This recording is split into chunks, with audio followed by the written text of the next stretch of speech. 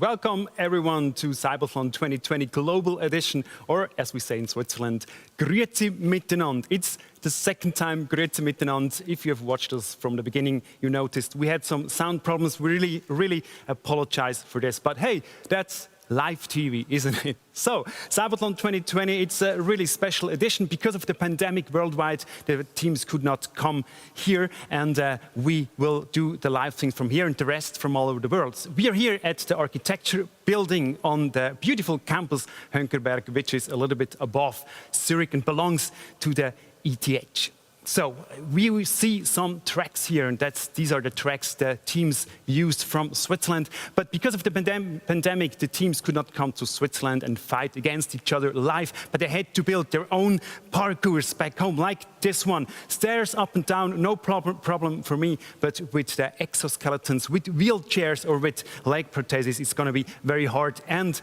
excellent to watch those pilots to do this. Well, the Cyba2 is a very special edition. As I said, the teams recorded their races back home, sent everything here to Zurich, and we put it together now in one live event. We have 49 teams from the whole world competing against each other from 20 different countries. They come, as you see on our screen, and yeah, I think it's soon time to start the show. But I want to say you one thing. Inclusion for Cyba2 very important, and that's why that live stream will be translated to 7 different languages, will be subtitled, and it will also be translated into sign language, which I think is a beautiful thing. So, Cyba2 2020 Global Edition, our second try. I hope it works now. Let's go. Cyba2 2020 Global Edition. An event where pilots with disabilities and technology developers perform at their best. Who will win? Over 50 teams take part from countries around the globe. Who has developed the best technology together with their pilot? Competitions are held in 6 separate disciplines. It's all about solving tasks of everyday life. In the powered arm prosthesis race, the pilots with an amputation or dysmelia have to manipulate and feel hidden objects with their prosthetic arms. In the powered exoskeleton race, pilots with a paralysis of the legs have to master a course with exoskeletons. And in the powered wheelchair race, pilots with a walking disability must even maneuver their robotic wheelchairs over stairs. In the BCI discipline, the pilots with a paralysis at the neck level compete in a computer game using only the power of thought. In the power leg prosthesis race, pilots with above-knee amputation or dysmelia use prosthetic legs to overcome everyday obstacles. And in the functional electrical stimulation bike race, pilots ride a bike as fast as possible by applying an external current that makes their paralyzed leg muscles contract. Who will win? Required are agility, precision, concentration, and endurance. Advanced technologies can make life easier for people with disabilities. At the Cyba2, equal opportunities are a priority. Technology, competitive spirit, and emotions. That's the Cyba2 2020 Global Edition.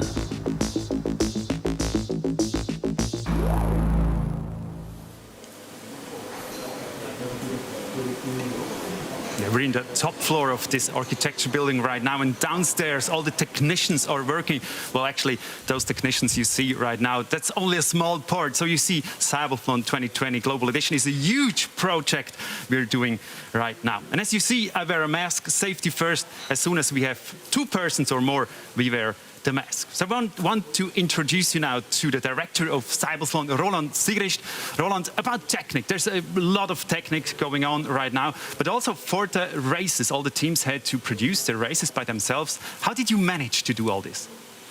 Exactly. We published races and rules already 3 years ago, And when we switched to this global edition, the teams had to build their race obstacles on their own according to the rules. Of course, some of the teams already had all the obstacles for training, but still we need to have the teams with the exact obstacles that are used in the competition. Yeah, not only the stairs or the floors had to be the same, also the small objects you use had to be the same, actually. We sent the small obstacles to all the teams. For example, the jam jars that are used in the arm prosthesis race were prepared here in Switzerland, and we distributed them all over the world. So now, because everybody has the same objects, everything the same, doesn't really mean that everybody sticks to the rules. So that says you had referees all over the world for this project. We recruited referees all over the world in the last months. We trained them also via video conferences. We did small tests with them, and now they are ready to judge on site the performance of the pilots. Thank you very much, Roland Zigrich, director of Cyba2. And same conditions for everybody actually all over the world. But now, for every championship, you need a commentator. Our commentator is Nick Fellows. He is in England. He's commentating from right there. So, Nick, what are you looking forward to most today? Thank you, Stefan, and welcome to the commentary box. Let me first say it's an absolute privilege and honour to be part of the Cyba2 2020 team. I first saw the event back in 2016, and I think this year promises to be bigger, better, and a true competition. As a commentator, I've been around a long time. I've done 14 Olympic Games, summer and winter, 6 Paralympics. So you ask me, which of the competitions am I looking forward to? I have to say, all 6 of them will see pilots pushing the boundaries, not only with their own abilities, but also with the technology. Bring it on. It's going to be a fantastic day. Thank you very much, Nick. Looking forward for your commentary. And yeah, he likes all the disciplines. But our first competition will be the brain-computer interface race. And I welcome now our expert. It's Nicole Wenderoth. She's professor for neural control of movement, a very hard profession. You will assist Nick while commenting the race, the BCI race. How did you prepare yourself for this race?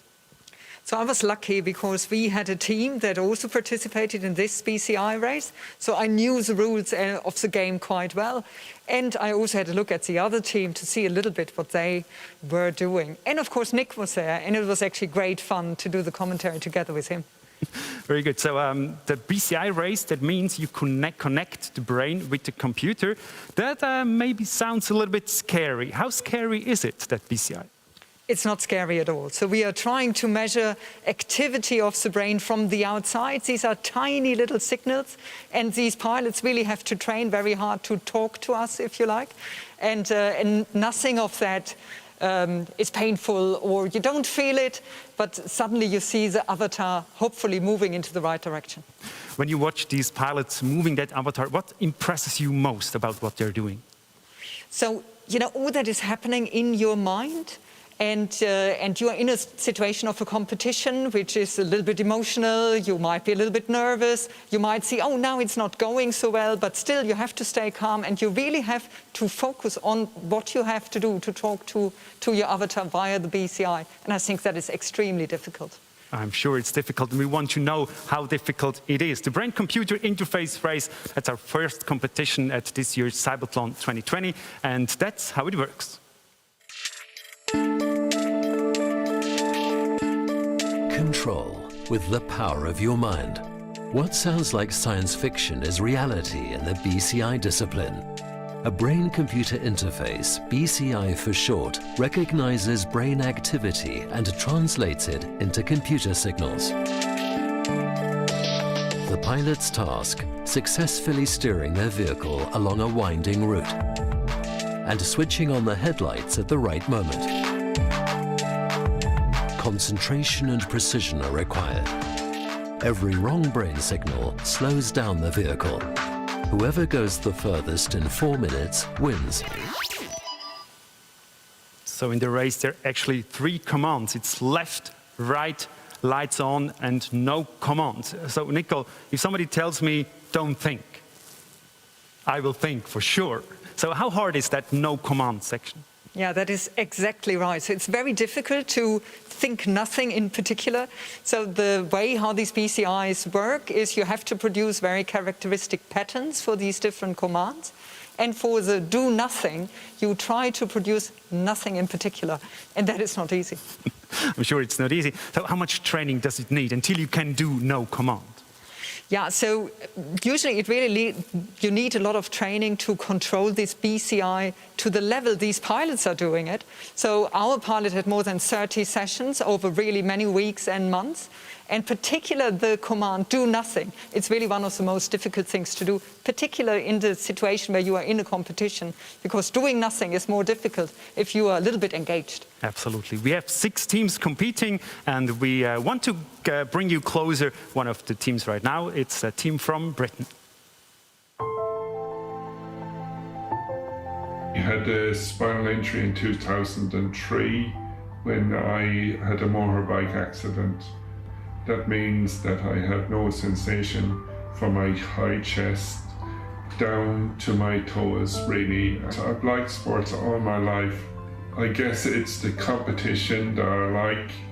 I like playing, participating, and particularly winning. We seem to have a good project in place now, and we can compete on a competitive level with anyone else.